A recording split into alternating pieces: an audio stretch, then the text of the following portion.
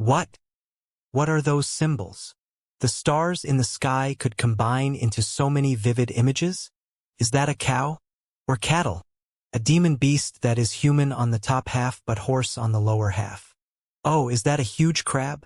What is going on? Why did the sky suddenly darken? These stars. Who can tell me what is going on? I have never seen anything like this before. What are these symbols? The gods are showing their powers. This is a miracle. Wah! The great gods, are you finally going to bless your followers? These constellations and patterns never appeared before. This, such mysterious power. It is as vast as the universe. Ancient, prolonged, deep. Could it really be the power of the gods? Both ordinary people and the mighty warriors were stunned by this since they had never seen this happen. It was the first time in their lives that they saw something this mystic. Only the citizens of Chambord weren't that anxious and nervous. They experienced something similar when Lampard advanced into the Moon-class realm. Which master advanced successfully this time? They thought. All the citizens of Chambord were shivering in excitement, but they all ignored the outsiders who wanted to ask them about what was going on. They have already learned the idea of national confidential information from their king, and they would never tell others about what was going on under normal circumstances. Just as what they had anticipated, the phenomenon that appeared once before showcased itself again. As if gods were issuing commands in secrecy, all the bright stars in the sky started to dim one after another. This scene was magnificent and unbelievable. Who could have the power to command the stars? They thought. In the end, only a few hundred stars were still shining brightly in the sky, forming several perfect constellation images. These constellation images emitted tens of thousands of starlight beams down on the continent, and they all landed in the direction of the 12 golden Saint Mountains. Then, streaks of golden energy flames shone from the mountains, shooting back at the stars, lighting up the darkness together with the colorful starlight. This beautiful scene was too dreamy, and many people believed that only the gods could create it. In just a dozen seconds, the stars in the sky formed 6 different constellation images, and all the light beams condensed into 6 as well, pouring down the sky and into the 6 sword-like mountains in the back of Chambord City like golden waterfalls. Then, the sky brightened again, and everything returned to normal. After a few seconds, the sky went back to its clear blue color, and the clouds reappeared. The sunlight came back and shined on the land, bringing warmth to everyone, and the spring breezes felt comfortable and not chilly at all. The beautiful spring showcased itself in front of everyone, making people feel like what happened was just their hallucinations. The people at Chambord City started to murmur amongst themselves. All the envoy groups from various empires and affiliated kingdom, as well as the mercenary groups, were confused, and they all wondered what just happened. What is the power that caused that mystic phenomenon? They thought.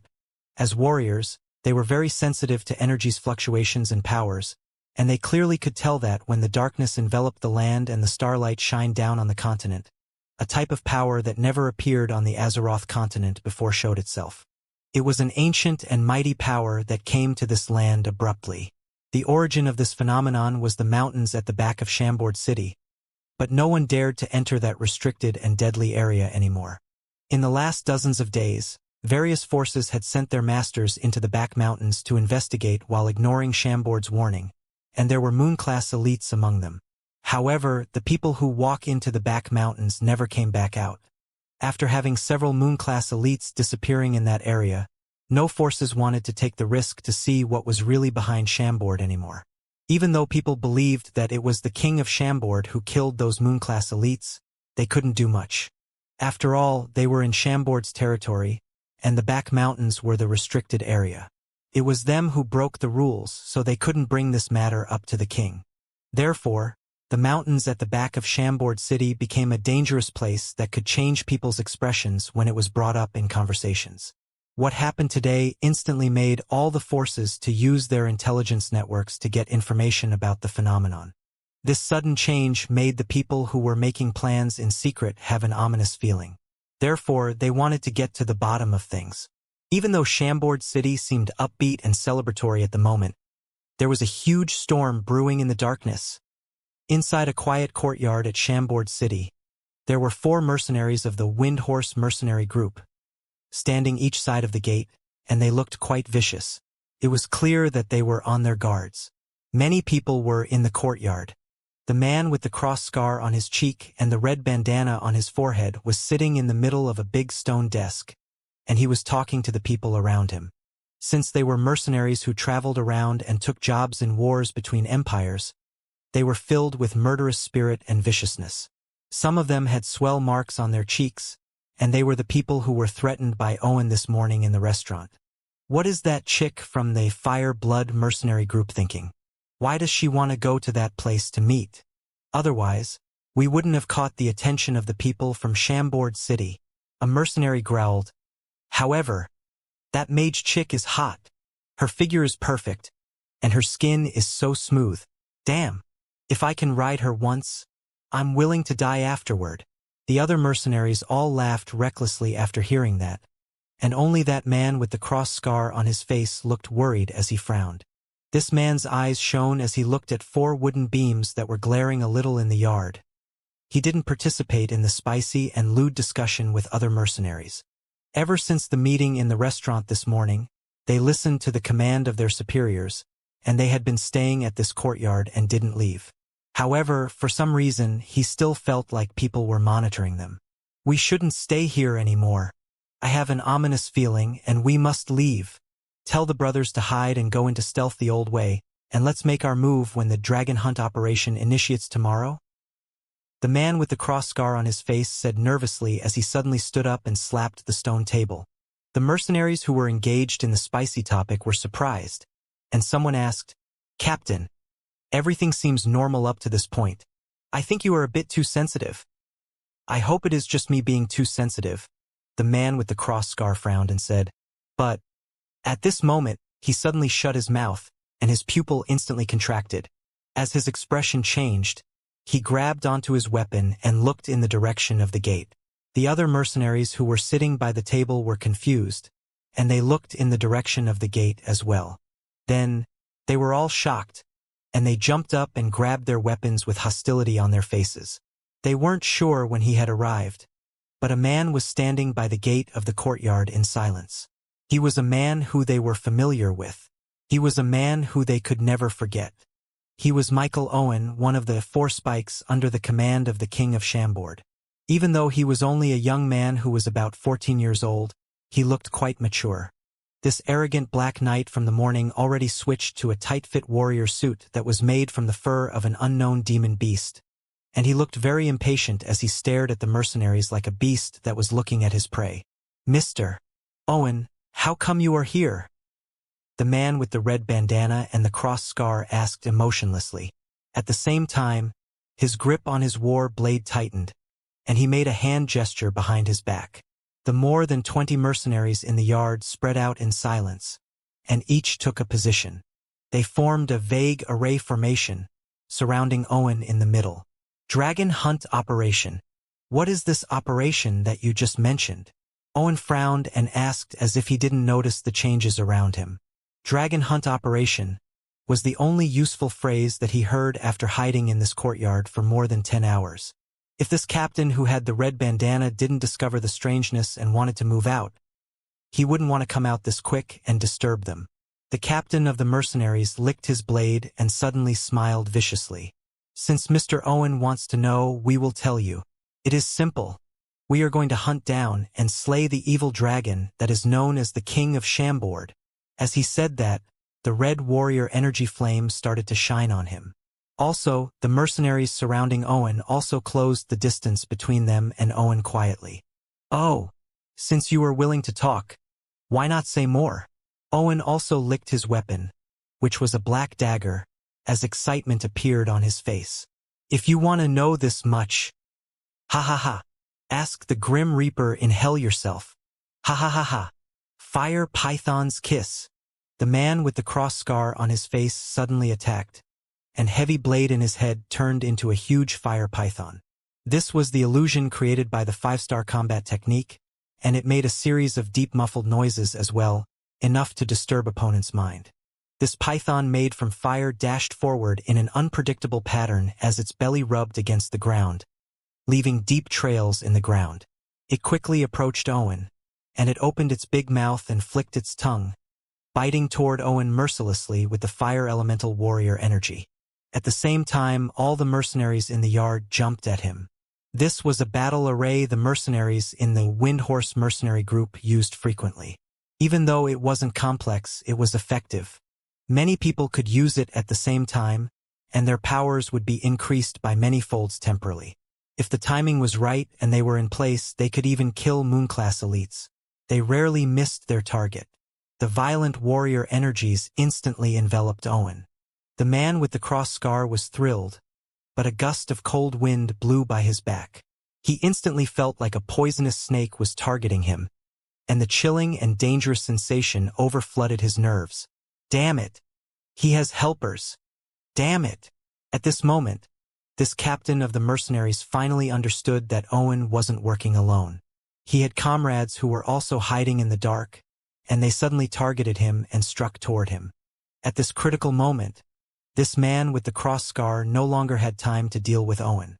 His warrior instinct made him retreat for a few steps, and his blade turned by 180 degrees and struck behind him from a strange angle. Since he was a mercenary who danced on the verge of death, his reaction speed was insane. He did all that in one go without any delay, as if he had practiced this move hundreds of times. However, all of that was useless. After he reacted in a speed that even himself was satisfied with, that chilly sensation behind his neck didn't go away at all. There was a short pause, but that chilly sensation appeared on his neck. As a cold blade pressed against an artery on his neck, a casual voice sounded by his ear. "Move if you want to die." This voice sounded ethereal, and it felt like it was from a hermit who saw through life. From the beginning to end, the man with the cross scar on his face didn't know who this deadly assassin was. Without their captain, who was the key force in this battle array, the mercenaries weren't able to operate the array in full effectiveness. Without control, the warrior energies around Owen weakened, and he was able to dash around like a phantom. Every time he made a turn like lightning, an experienced and vicious mercenary would fall quietly without having the ability to fight back. It seemed like the Windhorse mercenary group's battle array was within their opponent's expectations. In fact, it felt like Owen understood this battle array better than the mercenaries. He was able to calculate and catch the weaknesses of this array formation that would only exist for a split second. The more than 20 elite mercenaries who were chosen for this operation all lied on the ground. As he sensed the chillness by his neck, and the man with the cross scar on his cheek was furious but couldn't do anything. Owen stopped moving and stood still after he did all that, and he licked his black dagger habitually as he looked at the captain of these mercenaries in mockery and disdain. "Who? Tell me, who are you?" The man with the cross scar on his face felt like his heart was sinking little by little, and he asked the man who was behind him. "One of the 4 spikes, under the king of Chambord. White suit Spike Gonzalez Raoul." That ethereal voice sounded by his ear, in the backyard of a unique-looking hotel at Chambord City. "Hey, I already told you that this place is reserved for the Fireblood mercenary group. It doesn't accept other guests. Hey, are you deaf? Why are you still walking in? Stop. I'm talking to you. What is going on? Stop." 2 cute female mercenaries in tight-fit clothes chased after the 3 strangers who walked through the gate without saying a word. The 2 of them quickly caught up and blocked them with weapons in their hands, and they observed these 3 unwelcome guests in hostility. "Little girl, you better move. I'm here for your captain." Among them, the thin and tall young man who looked 15 years old smiled and showed his pearl-white teeth. "Humph! Do you think you can see our captain just because you want to?" The girl with short red hair replied angrily. "Yeah, tell us who you are first. I will put your name in line. When our captain is free, we will let you know. We already kicked out more than 100 obscene men like you. If you want to pursue our captain, go look in the mirror first." The other girl, who had her long black hair into a ponytail, also added, "I can't do that. I'm afraid that you guys will try to run away after I tell you our names." The thin and tall young man winked at the 2 girls. "Who do you think you are? Our captain couldn't run from anyone." the cute girl with short red hair said with disdain. However, she wasn't dumb, and she understood something in the next moment. As she pulled the sleeve of her peer, she gave the latter a warning glare and pulled out her sword. "Tell me, who are you guys?" she said viciously. "All right, Lisa, let the 3 honorable guests in." At this moment, a crisp yet soft voice sounded from the backyard.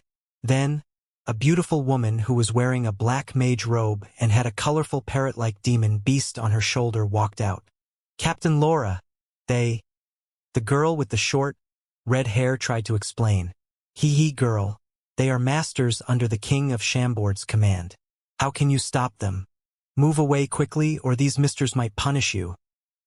This beautiful mage slowly walked up and brought a gust of fragrance with her. She frowned a little and asked, "You 3 are?" "Philip Inzaghi, the first disciple of King Alexander. We are here to ask Captain Laura about the dragon hunt operation." The handsome young warrior who was standing between the other 2 stared into the beautiful mage's eyes as he said slowly with a calm temperament. Just as expected, as soon as she heard the term, dragon hunt operation, Laura's pupils instantly contracted. "Mr. Philip, what are you talking about? I don't know anything about dragon hunt operation. Are there still dragons on this continent? Didn't they go extinct a long time ago?" Laura quickly calmed down, and she replied with a bright smile on her face. As she did that, she played with her silver hair, and her eyes glared. Inzaghi frowned. "Captain Laura, I know that you are quite good at lightning elemental magic spells, and your technique, nebula chain lightning, is rumored to be invincible under 7-star. However, I would advise you not to trust your strength too much and try to buy time for the reinforcement of the Fire Blood Mercenary Group, unless you want the entire Fire Blood Mercenary Group to die alongside you right now." The smile on Laura's beautiful face froze for a second, and her slender and smooth fingers that were playing with her hair also stopped moving. The 2 young female mercenaries who acted vicious a moment ago all understood what was happening even though they seemed a bit slow in the head. The short red-haired girl and the black ponytailed girl looked at each other and slowly moved toward the backyard, trying to notify others and let them get ready. However, 2 figures suddenly appeared behind them. "Little girl, you aren't obedient." The thin and tall young man smiled again and showed his white teeth that would make people jealous, and he introduced himself friendly. "Nice to meet you. My name is Ed Kawani, and you can just call me Kawani. I'm one of the 4 spikes under the King of Chambord's command." Smiling Spike. The other young man who was also thin and tall but looked serious spat out a few words as well. "Silent Spike, David Trey." The 2 girls looked at each other with cautiousness in their eyes. They snorted lightly and didn't say anything. Tink, tink. With serious and cold expressions, they pulled out the rapiers by their waists and pointed them forward with silver warrior energy flames around them. They weren't weak. They were at least 2-star warriors. However, since they were stunned by Kawani and Trey's speeds, they didn't dare to make a move first. "I heard from a while ago that the King of Chambord is a genius warrior himself, and he has many talented subordinates. I didn't believe it at first, but now I know that the rumor isn't exaggerating at all. In fact, it even understated the power of Chambord a little." The beautiful black-robed female mage who was silent for a while suddenly smiled, and she relaxed as well. With a less serious tone, she said to the 3 young men, "Don't tease the girls. If you want to know about the dragon hunt operation, I will go with you guys and explain everything." "Captain Laura, no, you can't go. You?" The short red-haired girl got anxious and tried to stop Laura. "Let us fight with these bad people. If we hold them until the group leader gets here, they will be beaten," the black ponytailed girl shouted heroically. Female mage Laura lightly shook her head. She didn't expect that the King of Chambord's people would get here so quick, and they are daring enough to directly come at the Fire Blood Mercenary Group, the number 2 mercenary group in the region of 500,000 kilometers around Zenit. "The Chambordians are faster and more upfront than I expected," Laura thought. Regarding resisting and fighting back, she thought about that as well. Unfortunately, when she played with her hair a few seconds ago and tried to activate a magic item that was made into a hairpin, This young man whose name was Philip Inzaghi instantly discovered it and warned her. This surprised Laura, and she thought, "This young man is too powerful. His god-tier weapon-like aura locked me down from the beginning, and he closely monitors any of my movements. As soon as I do something strange, his murderous spirit would instantly envelop me." It was too dangerous for a mage to have an agile assassin within 3 meters of him or her. Laura underestimated her opponents this time. Even though she was very experienced, she didn't discover that these 3 young men with no warrior energy fluctuations on them were actually powerful masters. "They are much more dangerous than I anticipated. 4 spikes under the King of Chambord's command? Spikes of assassins? They have insane stealth techniques, and they were able to hide their energy fluctuations and fool me." Laura thought, "I'm afraid that I can't allow that, Captain Laura. Out of the 35 people in the yard, except for the 3 grooms who don't know anything, all of you need to come with me. Don't try to resist. This yard had been closely monitored, and none of you can defeat me unless your group leader is here," Inzaghi said mercilessly. He would never go easy because his opponent was a beautiful woman. He was willing to take out and exterminate anyone who was trying to scheme against King Alexander. The members of this team that belonged to the Fire Blood mercenary group had no choice. The few people who tried to resist and escape were all captured, and everyone got their warrior energies and magic energies locked down. The beautiful Laura was more focused on. Locks that could suppress magic energies were placed on her wrists, ankles, and neck, and she was asked to get on a big carriage with her team members before it was sealed up. Then, the carriage moved forward quickly for about 40 minutes. When the door of the carriage reopened, the mercenaries of the Fire Blood mercenary group got off the carriage and were surprised to find themselves in somewhere dark. The faint silver lights coming from the walls, the chilly air, and the dripping water sound all told them that they were in a magical underground tunnel. "Let's go!" Inzaghi led the way with no emotion showing on his face, and he walked toward the depth of this tunnel. The dark surroundings, the gloomy sensations, the terrifying silence, the powerless feelings, and the possible horror that was about to come, all of these made the mercenaries feel unease, since they didn't know what was about to happen. The short red-haired girl and the black ponytailed girl pressed their bodies against Laura as they shivered. Soon, they saw lights at the end of the tunnel. Then, terrifying screams resonated in the area, and it sounded like the cries of an injured beast. It seemed like a poor soul was being interrogated, and the bloody smell permeated the air.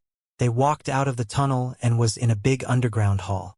There was a dark red magic light in the ceiling, turning this space bright red. Felt like there was blood everywhere, giving chills to the mercenaries. There were all kinds of strange and blood-stained interrogation instruments placed around the hall in an organized manner, and the smell of blood was even more intense here. When Laura's eyes landed on the person who was being interrogated in the center of the hall, her pupils suddenly contracted, and she was slightly shocked. Then, she calmed down as if she thought everything through. The man who was being interrogated was Captain Balio, the leader of one of the 10 elite teams of the Windhorse mercenary group, and the person who met up with Laura at the restaurant this morning. He was already captured by the masters of Chambord, Laura thought. After the initial surprise, this beautiful mage realized that since she and her subordinates were captured here, the elite team of the Windhorse mercenary group must have been arrested as well. Now all of this makes sense. Our locations and the information about the dragon hunt operation are all leaked by these mercenaries of Windhorse. They couldn't endure the interrogation, and they gave out all the key information, she thought. In the far end of the hall, there was a row of prison cells, and more than a dozen elite mercenaries of the Windhorse mercenary group were locked up there, and their clothes were stained by blood. They were the people who met up with Laura this morning, and they were all arrested with no one escaping successfully. As a great mage, even though her peak 5-star magic energy was locked down by the magic locks on her body, her eyes were still sharp. With the help of the red light in the hall, she was able to see the vague and flashing magic runes that were engraved on the stone walls. Under the empowerment of the magic runes, even regular mud walls could become tougher than steel and incredibly difficult to destroy.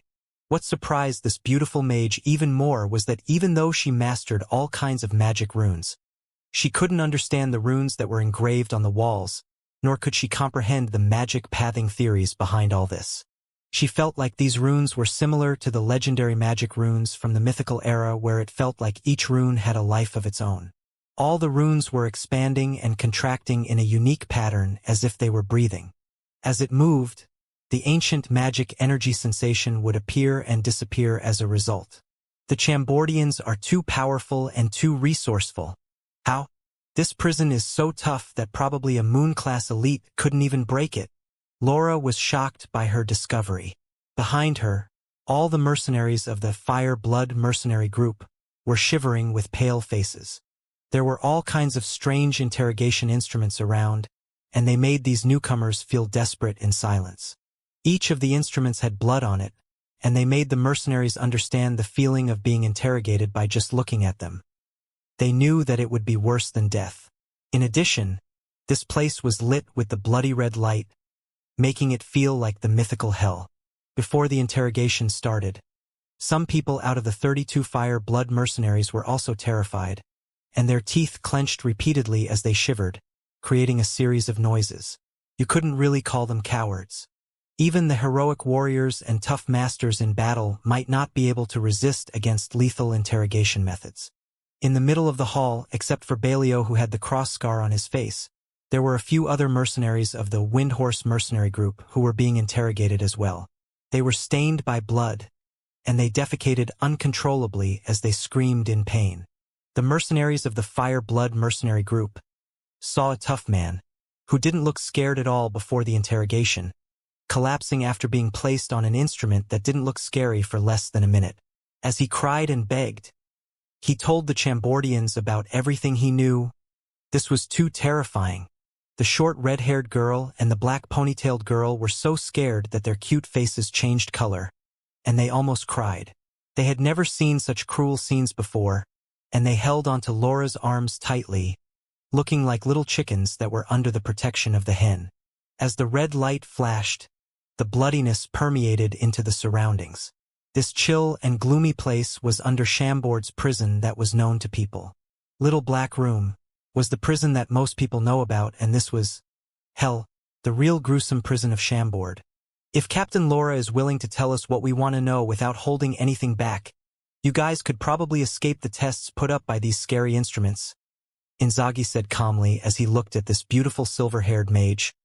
To be honest, I don't really want to put someone as beautiful as you through this terrifying process. These instruments are all designed by the head of Chambord's Justice Department, Mr. Oleg, and even peak full moon elites couldn't last under them. I advise you not to do anything strange. What he said instantly made these Fire Blood mercenaries pale even more. Ah! Stop! Stop it! I will tell you. Stop torturing me. Let me die. Let me die without pain. A series of screams suddenly sounded, and it instantly shocked the Fire Blood mercenaries who were in silence, making them almost experiencing a mental collapse. The person who just screamed out in pain was Balio, who was known as a tough guy in the Windhorse mercenary group. It was heard that he was arrested by the Moss Empire in secrecy once, and he was put through inhumane tortures. However, despite all that, he didn't break and spill any secrets. In the end, the group leader of Windhorse, War Pirate Melberg, went to the Moss Empire personally and forced them to release Balio. When Balio got out, there wasn't an inch of intact skin on his body except for his head, and the cross scar on his face was also from that incident. However, a tough man like him collapsed under the interrogation of Chambord, and he was willing to say everything as long as he could be killed painlessly. This just went to show how terrifying these instruments were. As she felt the shivering hands of the two girls around her and heard the teeth-colliding noises from her team members, Laura sighed and said depressingly, I will talk. Dragon Hunt Operation? As Faye sat in the Godly King Palace on the central mountain at the Sky Castle, he read the report Oleg gave him and sneered. How dare two little mercenary groups to say such a thing?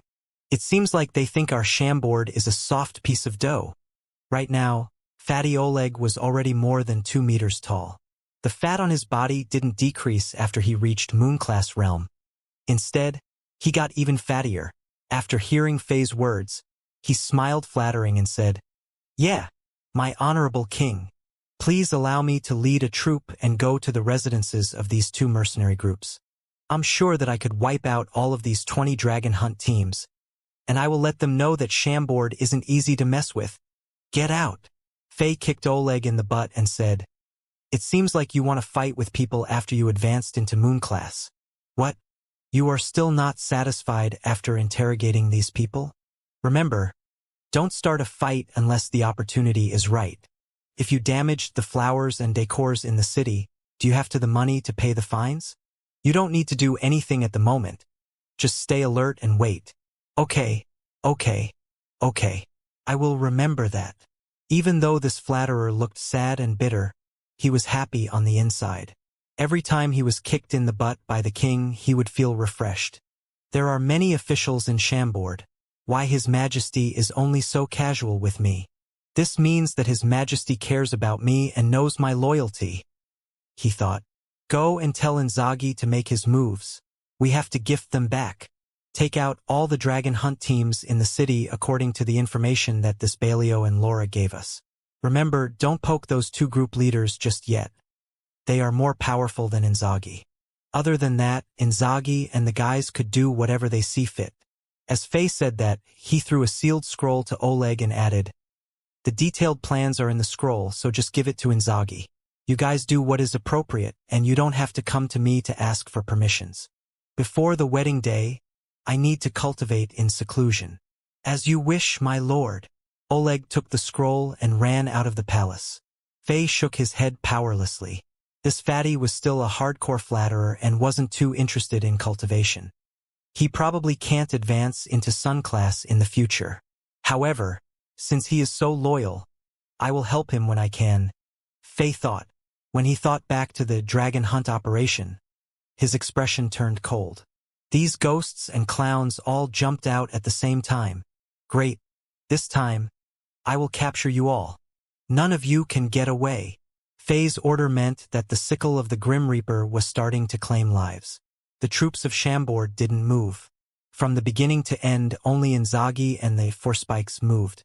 After the sunset of that day, these 5 silent assassins started to take away their enemies' lives one by one in the darkness. Didn't matter if it was Balio who had the cross scar on his face or the silver-haired beautiful mage Laura. They all told Inzaghi about the hiding spots of the elite dragon hunt teams from their mercenary groups in the hell. Their confessions were almost 100% accurate, saving Chambord a lot of time. Also, Inzaghi and the Forspikes were very careful during the day, so the other dragon hunt teams didn't notice anything strange and weren't able to react to the changes in time. In the night, Inzaghi and the Forspikes became the envoys of darkness and visited each and every hiding spot at Chambord City. These mercenaries whose jobs were to start killing and robbing the citizens of Chambord at the critical moment to distract Chambord's attention were no match for professional assassins. Without having the ability to fight back, they were all pulled out. Inside a simple courtyard at Chambord City, a mercenary of the Windhorse mercenary group, who was carefully patrolling around, suddenly froze. Before he could shout out a warning, he felt a coldness in his neck and lost the ability to make a sound. Then, as if all the energy in his body was sucked away, he collapsed onto the ground powerlessly. In the next moment, the noises made by wind intensified. Merciless and silent killings occurred in this quiet courtyard. A series of hoarse and unwilling low whispers sounded, and then the wind whistled and covered the sound made by bodies falling to the ground. In the darkness, the 5 black figures dashed around like phantoms and were as fast as lightning. Every time they moved, a mercenary of the Windhorse mercenary group would bleed and fall to the ground. During this entire murderous process, no one discovered that their peers around them died before them. They all discovered the vicious grin of the Grim Reaper in their sleep and at their surprise. In less than 5 minutes, the 20 experienced and skilled mercenaries of the Windhorse mercenary group, who were hiding in this place, were wiped out. When the last mercenary fell to the ground, a huge carriage arrived at the gate of this courtyard quietly. A few burly but agile men jumped off the carriage and moved all the corpses onto the carriage smoothly. Then, they cleaned all the traces in the yard and disappeared in the dark alleyway with the carriage as if it was all a part of a hallucination. This same scene happened at different places at Chambord in the night. The darkness covered up the merciless killings, and the people who were in a deep sleep didn't notice anything. The second day, one day away from the king of Chambord's wedding. When the sun raised from the peak of the east mountain of Chambord, the sunlight shined upon this ancient city once again. It was a new day for the people in this city. Finally, some people noticed the killings that took place. Inside a well-hidden courtyard, there should be 20 mercenaries situated here, but it was empty at the moment. In the middle of the courtyard, there stood 4 mid-aged men who looked concerned. "Isaac, my most loyal partner, what did you discover?" The person who just spoke was muscular, and his facial features were sharp. Even though he had messy short brown hair, the edges of his hair were yellow. He was wearing a silver chain armor, a pair of leather shorts that revealed his lower legs, and a pair of leather battle boots that exposed his toes.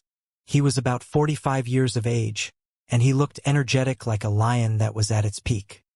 He was Melberg, who had the nickname of War Pirate. He was the group leader of the Wind Horse mercenary group. The man whose name was Isaac was a thin and tall mage who was in his 40s as well. He looked perseverant, and he was wearing a rough magic robe. As 2 dashes of terrifying silver light shot out of his eyes, he glanced around the courtyard and sniffed. It looked like he was in a mystic state, and his soul was somewhere else. He answered firmly, "Blood. Murder. I see terrifying killing." The enemies who are in the dark waved their daggers and charged in, killing all the kids. Who did it? For some reason, this war pirate, who was known to be overprotective in the region, didn't get angry. As he thought about something, he lightly asked, "How powerful are the opponents?" Isaac, who was still in the mystic state, answered slowly, "Assassins? Terrifying assassins. Their auras are still in the city, and they are under the king of Chambord's command. It seems like they discovered something. I can't see more. Among the people who killed the kids, the most powerful one is a 9-star assassin, and he has insane assassination skills." "Huh? I can't trace him?" "King of Chambord." Melberg looked at the 5-sword sky mountain that was protected by the 12 golden Saint Mountains in afar and smiled.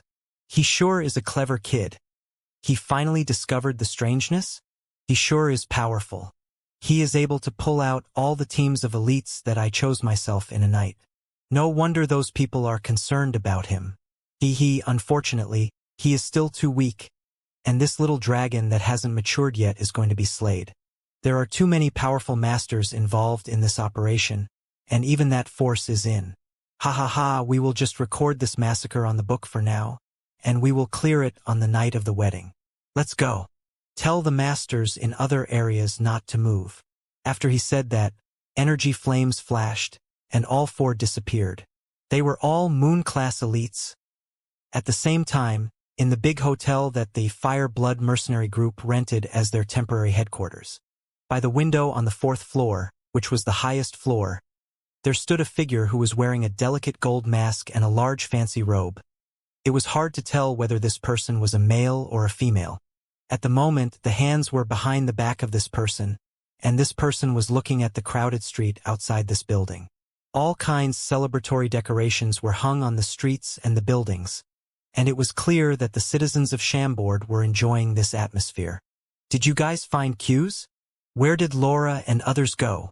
This person asked lightly after a while. "It is hard to figure it out. From the information we have, we are sure it is the king of Chambord who did this. Laura and others must have been discovered, and we aren't sure if they are still alive or not." Behind this person with the gold mask were 3 muscular and tough men who looked almost identical to each other. Their thick black hair was tied in braids that reached their waists, and they only wore cross belts on their upper body, each carrying a huge axe on his back. They wore leather shorts and leather battle boots, showing their thick hairy legs. The person who answered was one of them. "Oh? Laura is a peak 5-star mage. Although she isn't the most powerful, she is smart, careful, and has many magic items on her. When she was in danger, she couldn't even use any of the items of Alert US. You guys only discovered that something is wrong when our 10 hiding spots were pulled out. It is clear that the person who captured Laura is powerful, far beyond her level. If it weren't the king of Chambord himself, it would be a master who is at least close to moon class. The person with the gold mask slowly analyzed. From the tiny pieces of information, the analysis wasn't far off the truth. What should we do next? The muscular man who answered this person's question asked. Wait. We will wait for other forces' final decision. The current loss is nothing for our Fire-Blood mercenary group. The person with the gold mask said coldly, as if those mercenaries who died last night were worthless. Then Laura? This burly man was lightly stunned. After all, that silver-haired female mage was the daughter of the group leader of the Fire-Blood mercenary group. Don't worry about her. She will be fine. As soon as that was said, a golden light flashed in the room, and that person with the gold mask disappeared. It felt like this person was never here. From this alone, one could tell that this person was an experienced moon-class elite. Inside the church at the Chambord city, in the secret room in the basement, a series of silver lights glared irregularly, giving this concealed space an indescribable holiness and pureness. Several layers of magic arrays protected this room, and not a single bit of aura and sensation could be leaked. Even god-tier magic items such as earthly see, heavenly hear, couldn't break the protection of these powerful magic arrays and obtain information. In the middle of the room, there was a piece of stone that looked like a little altar, and a black wooden stick that was about a meter long stood on it. It seemed like an ordinary burned stick that was used to stir fire. As all kinds of colorful lights appeared, all sorts of masters showed up in this secret room one after another. All the masters who arrived hid their faces. Some of them used magical masks, some used big cloaks, and some used the laws of nature to bend lights and blur others' visions. They were all moon-class elites, and their powerful auras packing together made the air in the room dense, and it was a little suffocating. Can we start now? A figure who was enveloped by a black cloak asked impatiently. We need to wait for a bit longer. A few others aren't here yet. A master of the Holy Church who was wearing a church-style robe shook his head. Humph! A few displeased snorts sounded at the same time. There were more than a dozen people in here right now, and they were all powerful and influential figures in the area. They either had impressive power, commanded over millions of soldiers, or controlled over a large region of land. They were all overbearing figures and were very conceited. They couldn't stand waiting for other people since it was usually the other way around. Therefore, even though they only showed up for less than 10 minutes, they were extremely impatient already. If this alliance weren't secretly arranged by the two super-powerful forces within the region of 500,000 kilometers around Zenith, they would have left already. After all, there weren't even any seats for them, and they had to stand. A few minutes later, a few more energy flames flashed by, and 4 to 5 people appeared in the secret room. One of them was the group leader of the Windhorse mercenary group, Melberg. Unlike other people who hid their faces, this mad lion who was ruthless and had a strange temper showed his real face. After he looked around, a disdainful expression appeared on his face, and he snorted coldly. Then, a dash of golden light flashed by, and a person with a gold mask and fancy robe appeared. Hee, I didn't expect to see you here. Ha ha ha. A coward who doesn't dare to face other masters showed up here? Aren't you scared that I'm going to chop you in half? After seeing this man with the gold mask, Melberg sneered and said with hostility, instantly intensifying the atmosphere in the room. This scene was expected, so no one was surprised.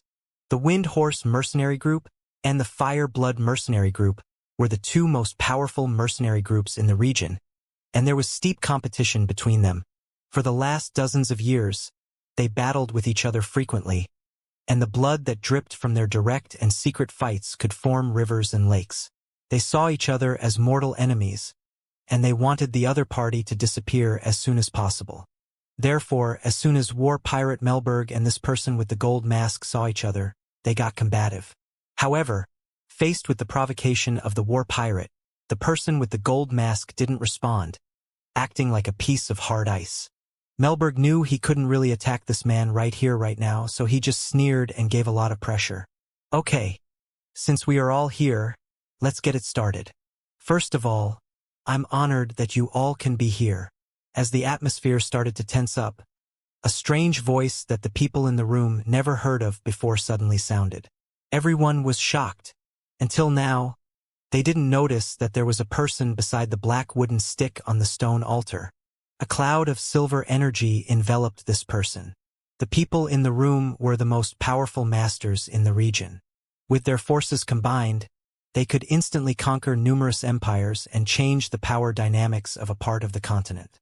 They could break the land, shatter the sky, and change the weather.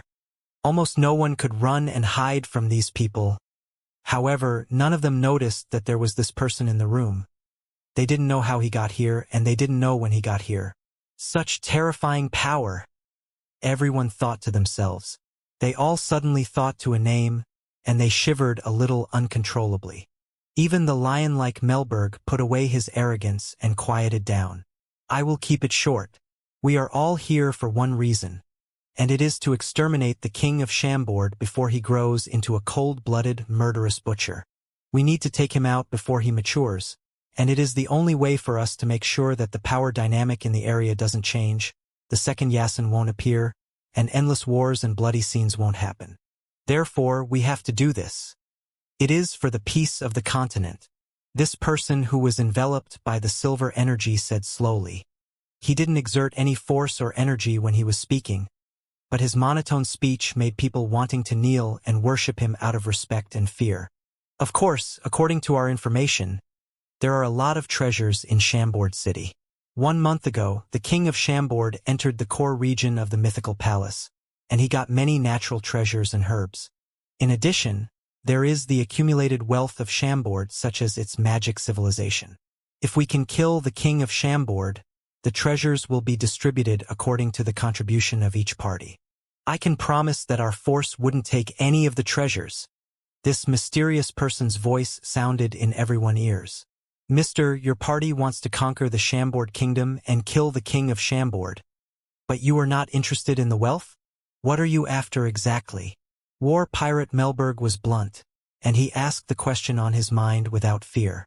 All other masters looked at the mysterious person.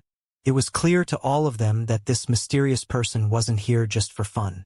Since you all want to know, I won't keep it a secret.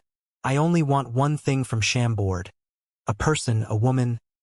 This mysterious person stated in his monotone voice. A woman. Everyone was surprised. For masters like them, they could get their hands on all kinds of beautiful women. To the powerful male masters, women were only there to add spice to their long cultivation lives. To create a scheme that was as complex and far-reaching as this one just for a woman, it was unthinkable to them. However, that mysterious person didn't want to explain it any further and closed his mouth, and others weren't in a position to pursue that question. Sometimes, a ridiculous reason was the most proper explanation. On the second thought, with this mysterious person's status and power, he no longer needed the wealth and natural treasures. Therefore, it made sense why he didn't want anything within reason. But who is this woman? She is able to attract this mysterious person, and he is willing to do so much to get her. All the masters in the room couldn't help but wonder about the identity of this woman, whom this mysterious person was after. Even though this mysterious person was enveloped by this silver energy, a dash of invisible light was still cast through it. As if a god was observing them, the masters in the room all lowered their heads subconsciously. This mysterious person completely controlled the atmosphere of the room, and he nodded and started to go into the details of the operation after seeing that no one objected. Diablo World, Faye and Elena stood at the 3rd level of Worldstone Keep, and in front of the entrance to the Throne of Destruction. Bright red lights shined through the entrance and made it look like a pool of blood, bring chills to the people who saw it. Through this entrance, they could enter the Throne of Destruction where Baal was hiding. In the Throne of Destruction, Faye and Elena had to face all the monsters that were in nightmare mode. Since Baal was going to laugh and summon all these monsters that were all mini-bosses in their respective maps, Faye and Elena had to kill them first. It was going to be a fierce battle. Faye looked at Elena and told her to be careful, and then he walked into the entrance first. As soon as he stepped his feet into the Throne of Destruction, an indescribable stinky smell of blood rushed at Faye's face, making him dizzy and sick. Then, that evil red light shined on his body, lightly suppressing and weakening his power. It turned out that the Throne of Destruction was numerous times more powerful in Nightmare mode compared with normal mode, and it was almost close to a level of God's realm. The so-called Throne of Destruction was a bloody maze that wasn't too big. Monsters like Bloodlord, that were as big as small hills, and Frozen Horror, that were shiny and powerful, all attacked Faye as soon as he appeared. There were monsters everywhere, and they were all insanely powerful. The bloody battle began.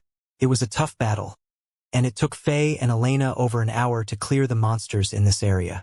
Then, they arrived at the back of this bloody maze, and the portal that connected to the last place in this world, World Stone Chamber, could be seen.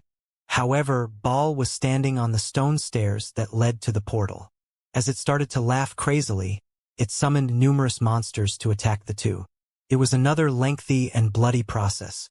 After more than 2 hours, Faye and Elena finally cleared the monsters. It meant that they killed all the powerful monsters in this nightmare mode all over again. Even though it was scary, they weren't in a lot of danger. Although it was time-consuming, Faye and Elena got a lot of rewards. During this process, the Valkyrie already became a level 96 magic archer, and her paladin bloodline increased to level 78. It was a huge jump. She was already a peak full moon elite if she was in the real world right now. Faye's barbarian character received a ton of experience points as well. He could clearly sense the inflow of energy into his body. He felt like a river of energy was stuffing him. Even though he was getting more and more powerful, his level didn't break 99 and reach 100. It seemed like it was similar to normal mode. Only after he killed Ball in Nightmare mode could he level up and enter Hell mode. Ball vanished into the portal after Faye killed all the demons that it summoned. However, Faye didn't follow it into the World Stone Chamber. Instead, he used a town portal scroll and went back to Harrogath. After getting their items repaired and their potions stocked up, they went back to the Throne of Destruction through the portal and entered the World Stone Chamber through the portal in that maze. It was the final place in Nightmare mode. Ball, who looked like an octopus, was more than 100 meters tall, and bloody red demonic energy enveloped it. Its powerful aura pressed down at Faye and Elena like a tsunami. Ball was standing in the center of the World Stone Chamber, and several stone pathways and corridors led to the end of the world. Beside the pathways and corridors were endless space, and one could see the stars, the nebulae, and the cosmos from here. This was the world that belonged to demons and gods. The mortal world couldn't be compared to it. Ha ha ha ha. Adventurer, I have been waiting for you. Do you really think that you could defeat me? My power is awakening, and the glory of hell is about to arrive. Don't get happy so soon. Ants, this isn't the final battle. The ending is far from here. Ha ha ha. Bale's crazy laughter sounded by Faye's ears like thunder, and Faye heard a little emotion in its voice. In fact, Ball sounded a little cunning. Faye frowned. The situation was a little different from his anticipation. This Ball in front of him had a holy and godly aura around it, and it wasn't the type of power that could be obtained by mortals. It was numerous times more powerful than the Ball in normal mode, and it felt like Ball went from a monster to a god. Just the pressure Ball was emitting alone made Faye suffocate a little. What made Faye worry was that this Ball seemed to have some intelligence. Unlike an NPC, it was far more powerful, and Faye knew that it was going to be a tough battle. Everything was different from the computer game, and Faye had to prepare for unexpected changes. Time quickly passed by, and the second day arrived. It was the day of the King of Chambord's wedding, and Chambord City was in an unprecedentedly festive atmosphere. All the citizens were happy. Before the morning sun even climbed up the sky, Faye went up the peak of the East Mountain with a few members of the royal family, a few high-ranking officials, and his 2 beautiful fiancées according to Chambord's tradition. As the first dash of golden sunlight shined on the peak, they paid respect to the former kings and the real god of war that people worshipped in the kingdom. Then, they remembered the soldiers who died for the kingdom in the last 30 years and visited their graveyard. This was a private ceremony, so the outsiders such as envoys from other kingdoms and empires weren't invited. This ceremony was simple, and it was finished in less than an hour. As Fei stood on the edge of the peak of East Mountain, the wind fluttered his hair and robe, making him look handsome and heroic. As he looked down at the beautiful city of Chambord, Angela, who was wearing a white dress, to his left, and Elena, who was wearing a set of red and leisure leather armor, to his right, stole the spotlight of nature. The beauties were by his sides, and the kingdom was within his grasp. This was what a hero wants. Today, Chambord would be in a grand celebration, and all the troublemakers and clowns were going to make their moves. As he held onto Angela and Elena's little hands, a rare, peaceful smile appeared on Fei's face. He sensed the soft and smooth feel quietly, and it was alluring yet pure, making it hard to describe. The king, whose heart was filled with murderous spirit, was unprecedentedly calm, and he also felt heroic and domineering. As he stared at the territory of the kingdom, he felt like laughing proudly. The morning wind was gentle like a lover's hand, and it lightly played with people's hair. Beside Fei, Angela's black hair and Elena's red hair fluttered, and Fei smelled the fragrance. The two girls stood by Fei peacefully, and they let this man beside them, who was a little assertive, to grab their hands.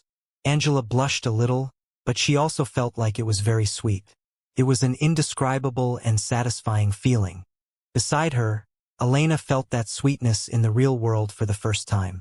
That warmth penetrated her heart and entered her soul, giving her a sense of wonder that she only experienced before with bows in her hands.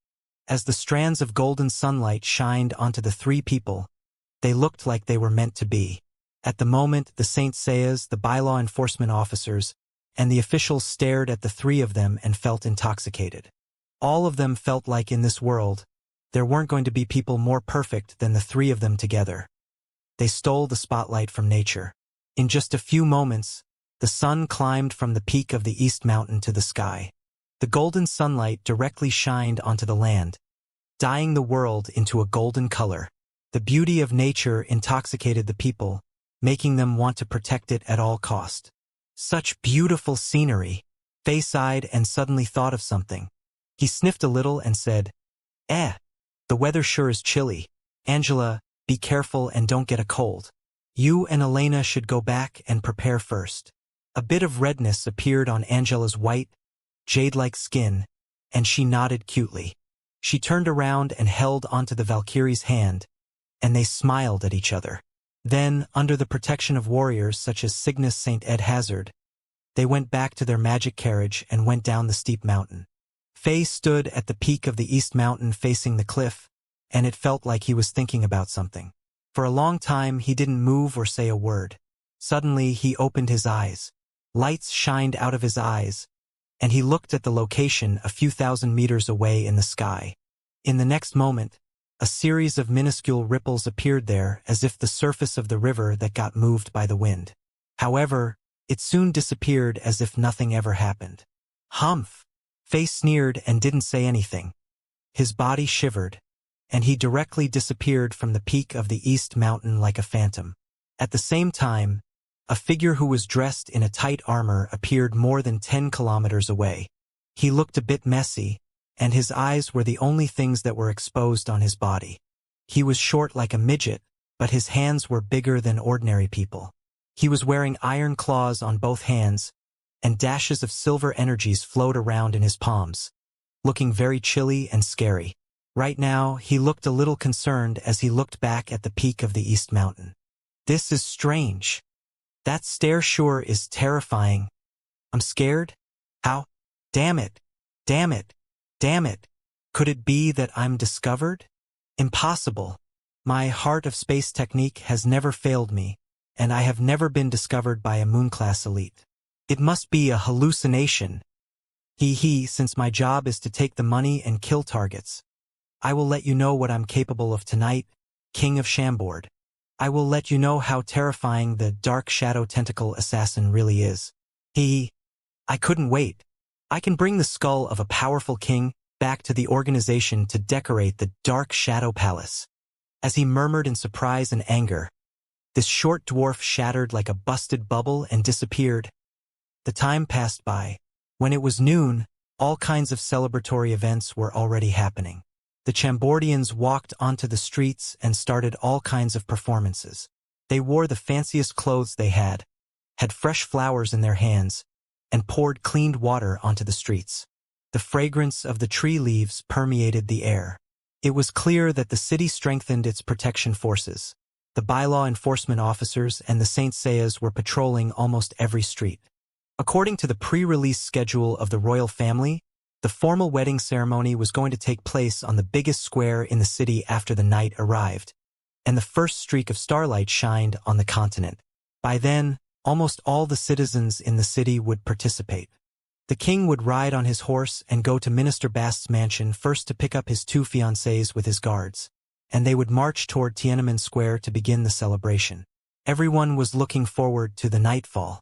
The square was also divided into regions for all the guests, and all the envoys who came to Chambord got invitations. People who had invitations were prearranged seats, and no one was left behind. Even the group leaders of the Wind Horse Mercenary Group and the Fire Blood Mercenary Group got invited. It was now 2 hours before the sunset, and the main streets in the city were already packed with people. At this moment, the envoy group from the silent royal family of Zenith finally arrived. It was headed by Second Prince Dominguez, and his supporters, Demonic Woman Paris and Redbeard Granello, were also in the group. They got on King Alexander that was running its last shift of the day and arrived at the city. This time, the king of Chambord didn't show up personally. Instead, it was Bast and Brooke, who were right below the king in terms of status, who welcomed them. People's emotions already reached a peak, and everyone couldn't wait for the sun to set so that the ceremony could begin. The king's guards were already prepared. There were 30 cavaliers who were dressed in fancy silver armors, and they were riding on level for roaring flame beasts that activated their bloodline and had dragon-like scales all over their bodies. They formed a square formation and waited for the king to arrive like handsome warrior statues. Everyone was in the celebratory mood, except for a few people. Just like what I expected. Diablo World, Hell Mode, Blood Moor outside of Rogue Encampment. A beam of golden light enveloped Faye, and a transformational change was happening in the king's body right now. The clouds of golden energies Faye got from the 2 ancients, Talik and Korlik, from Nightmare Mode, as well as the golden energy he obtained from killing 10 Spike Fiends in Hell Mode combined. Together, they nurtured, modified, and tempered Faye's body. Each and every cell in Faye's body was being elevated.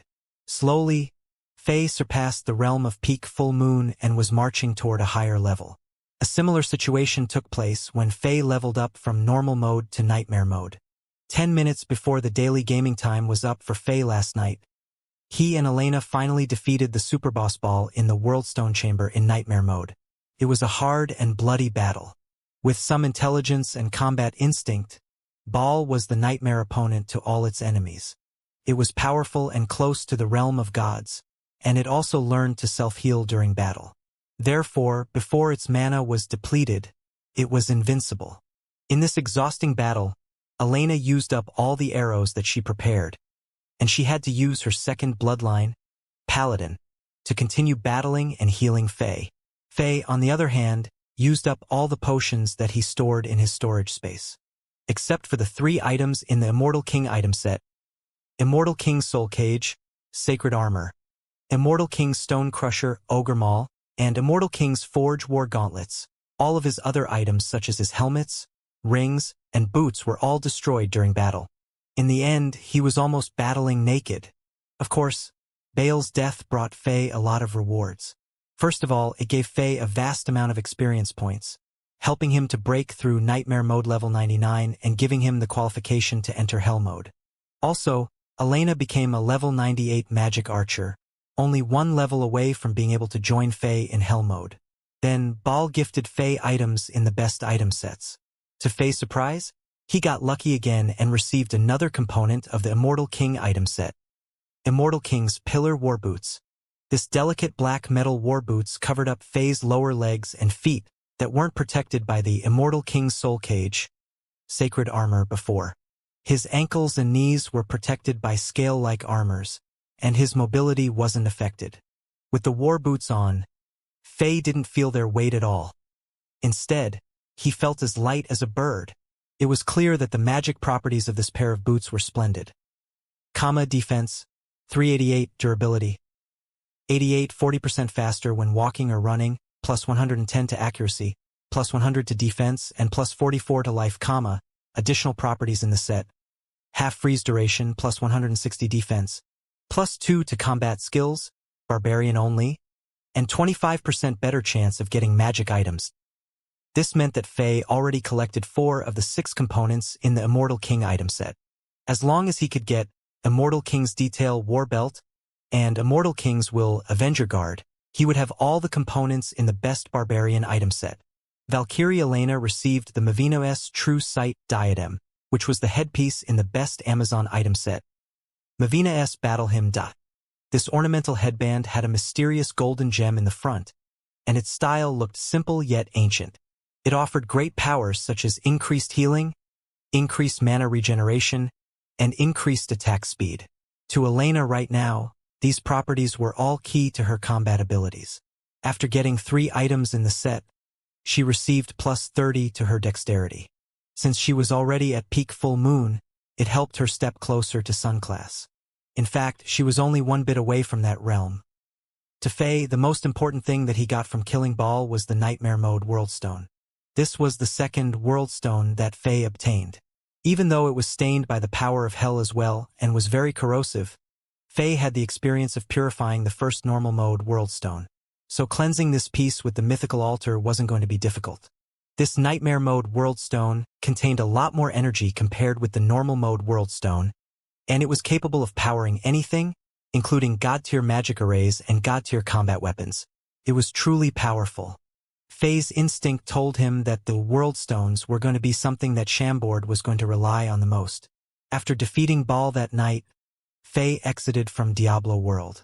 Then, he had to pay respect to the former kings, the god of war, and the brave soldiers who died protecting Chambord in the early morning. While Angela and Elena returned to Minister Bast's mansion to do the final preparations according to the traditions in this world, Faye returned to Diablo World to continue killing monsters to level up. He had to become the absolute most powerful as he could be to increase the chance of success during the storm. Similar to before, he appeared in the entry scene and saw the option Hell Mode. Without hesitation, he clicked on it and entered as fast as he could. Just like Nightmare Mode, the NPCs still didn't have intelligence. They were merely machines that offered Faye quests and provided him with rewards. Faye's level in Nightmare Mode got wiped out completely, but he kept all his power. Just as expected, the monsters in this mode were many times more powerful than the previous mode. Just a little spike fiend on the Bloodmoor was as powerful as a peak full moon elite. The spikes that it shot out from its back even made Faye feel threatened. This was Hell Mode. The more powerful the monsters, the more experience points they provided. After killing 10 Spike Fiend, Faye got enough experience points and leveled up, becoming a Hell Mode level 1 barbarian. Under the envelopment of that golden beam of light, Faye's body transformation took about half an hour. After that process, it felt like he was a bright star in the sky. There was golden light radiating from his body, making him look like the sun in the morning. Is this what Sun-class lords feel? Faye frowned. He sensed an unimaginable amount of energy in his body, and he felt like he could strike down stars with a wave of his hand and tear open the land with a stomp of his feet. However, why couldn't he sense more laws of nature and condense his own sun anomaly? Faye was confused, but he didn't stop killing monsters. After 2 hours, Faye finally completed the first quest in Rogue Encampment, the Den of Evil. After the last fallen shaman screamed and fell to the ground, a dash of light fell from the ceiling of the cave, and that cold and mysterious voice, which was absent for a long time, sounded by Faye's ear. After a short surprise, a thrilled expression appeared on Faye's face. It was the wedding day. That red setting sun finally fell below the horizon unwillingly, granting the wish of numerous people. In his sky-blue robe, the handsome King Alexander of Chambord finally showed up and joined the 30 cavaliers who had been waiting for him under the stares of his citizens and guests. As the loud bugle sounded, the dashing cavaliers jumped onto the level 4 roaring flame beasts and surrounded their supreme king in the middle. As the cool nightly breeze blew by, they headed toward the direction of Bast's mansion. The excited Chambordians who filled the streets clapped and cheered as they watched this group move forward confidently. Fresh flowers and vibrant olive branches were thrown into the air and landed before the king, forming a path of beauty and fragrance. For most of the outsiders, this was their first time seeing this famous king of Chambord, the person who was worshipped and loved by the Chambordians. At the moment, he was being cheered by many people, and he looked extraordinary. Even though some of them had malicious intents and disliked the king of Chambord, they had to unwillingly admit that this king was charismatic and magnificent. Riding on a handsome white horse, the young king was dressed in a sky-blue robe that perfectly showcased his figure. His muscles were defined but not that bulky, and it felt like his Greek god physique contained immeasurable power and energy. On top of his head, there was a gold olive branch-style crown, and his long black hair was being tied together by 9 golden hairbands and reached his waist. His handsome and manly face had a smile on it, and he looked like a morning sun that was still on the climb, releasing an impressive glare. Numerous citizens were cheering for him and feeling crazy over him. Thunder-like claps resonated in the entire Chambord city, and the passion and love the Chambordians had toward their king erupted like the backed-up lava in an ancient volcano. As the king proceeded forward on the street, the people in front of him all moved aside to create a path for him, and his loyal guards followed him tightly and got showered by the cheers as well. At this moment in time, it felt like Faye was the center of the world. It seemed like everyone was watching this young king. As the Chambordians cheered, the group that was about to pick up the future queens moved out of the former king's palace and headed toward Head Minister Bast's mansion. Further away, this little guy? He is King Alexander of Chambord? This is disappointing. Humph. He is a little white face who probably still drinks his mom's milk. He doesn't look strong, and I can probably kill him with one hand. His Majesty actually ordered us to come to Chambord City to complete this mission. His Majesty overestimated this little king too much. There were 3 burly figures in black cloaks on the roof of a stone palace much further away, and the person who just spoke in disdain was one of them. As he stared at the king who was being cheered by tens of thousands of people, he sneered and showed his sharp, knife-like teeth. When a lion fights a rabbit, even it would use all of its force. We shouldn't be overconfident.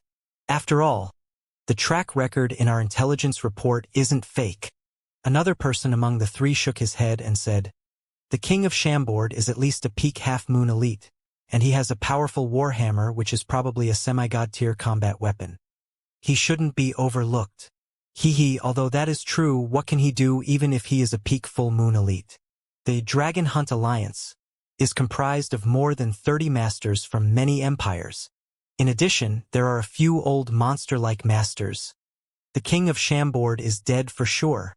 I heard that there are several beautiful women around this little king. By then, Man, I'm getting excited just thinking about it. I'm gonna play with his queens right in front of him. Ha ha ha ha. The last person who spoke sounded vicious and sick. King Alexander of Chambord, you finally showed yourself, huh? You evil dragon. You have to come out of your hidden spot, and it looks like you are doomed. Even the gods are against you. In the crowd which was cheering for the king of Chambord, there stood an old man who was white-haired and wearing a white robe. The veins on his body were sharp, and there were a ton of wrinkles and age spots on him due to his old age. With a black, burned-like wooden stick in his hand, he watched the young king who rode past him with a smile on his face. However, various emotions were displayed in his eyes. His eyes were filled with vicissitude and wisdom, but also cruelty and greed. Even though his eyes were a bit cloudy, various emotions such as appreciation, pity, viciousness, and excitement mingled with each other in a complex way. What a pity! This is truly sad. You are an unparalleled genius, and you have a limitless future. However, your decisions threw all that away. Just for that little woman named Angela, you dared to kill several masters from my shrine. Although I couldn't report that to the Northern Regional Church to get an executive team to hunt you down since I don't want others to find out about the existence of this woman, who is the reincarnation of a goddess. I have prepared a big trap for you. It is enough for you to die over 100 times. Ever since the existence of men and women, beauty's always created tragedy. Unfortunately, you are young and reckless, and you became an enemy of the Xianxia shrine of the Holy Church. Your death is unavoidable. After the king of Chambord disappeared into afar, this old man turned around and vanished as well after taking a few steps. There were tens of thousands of people around him, but none of them even noticed the disappearance of this old man. I'm going to kill him. I will chop his corpse into bits to avenge for our brothers who were killed by him. War pirate Melberg and his loyal advisor, Isaac, stared at the king of Chambord, who moved away from where they were standing and cursed viciously. This young man is the king of Chambord? Further away, the group leader of the Fire Blood mercenary group, who had a gold mask, thought, interesting. He sure didn't disappoint me. This young. Under a stone statue that was about more than 10 meters tall, Prince Gurkov of Bordeaux finally saw the king of Chambord for the first time and was surprised. Behind him, four young knights were murmuring to themselves and snickered recklessly. Who knew what they were talking about? Hee hee. Tonight is the night of blood. You are my prey. Poor bug. Enjoy this last bit of your glamorous life. Hee hee hee. Hiding in the sky, a midget with huge hands licked his lips and laughed viciously. Huh? It seems like a lot is going on in the city right now. Is Alexander prepared for all this? The handsome second Prince Dominguez stood by a window and looked around with that disabled puppy, Oka, in his arms. Then, as he murmured, he went back to the couch and lied down. Behind him, Demon Woman Paris looked concerned, but Redbeard Granello was emotionless. In front of Head Minister Bast's mansion, after about 15 minutes of silence, the people who were crowded here suddenly started cheering as loud as they can. Hail the king! Hail the queens! Long live King Alexander! Long live Queen Angela! Long live Queen Elena! When they saw the Supreme King Alexander walking out of the mansion while holding the hands of the two gorgeous queens, everyone went crazy. In a white, trailing floral lace wedding dress, Angela, who had a headpiece with many shiny silver pearls embedded in it, looked like a goddess that walked down from the moon. Her beauty was unreal, making all the men in the area breath heavily. On the other side of the king, Elena was wearing a red, tight-fit strapless dress and had Mavina's true sight diadem on her head. She looked like a valkyrie who was enveloped by fire, and her slender waist, beautiful long legs, and perfect figure added to her unique valiant aura, showcasing another kind of beauty that wasn't inferior to Angela's. Envy and jealousy. Those were the primitive thoughts of almost all the men in the area. In the cheers, a fancy magic carriage that was driven by Son of Wind, Fernando Torres, slowly stopped by the gate, and Head Minister Bast, who was in a fancy noble suit, walked by and kissed Faye on the forehead with a smile. Then, as an elder, he got into the carriage with the two future queens. Prince Charming rode on a white horse, and so did Faye. He hopped onto his horse and led the way. Under the protection of the Saint Seiya's, the group moved toward Tiananmen Square. The wedding ceremony was going to start there. On the way, the cheers got louder, and flowers were tossed into the air. After taking twice the normal time, the group finally arrived at the square with the crowd behind them.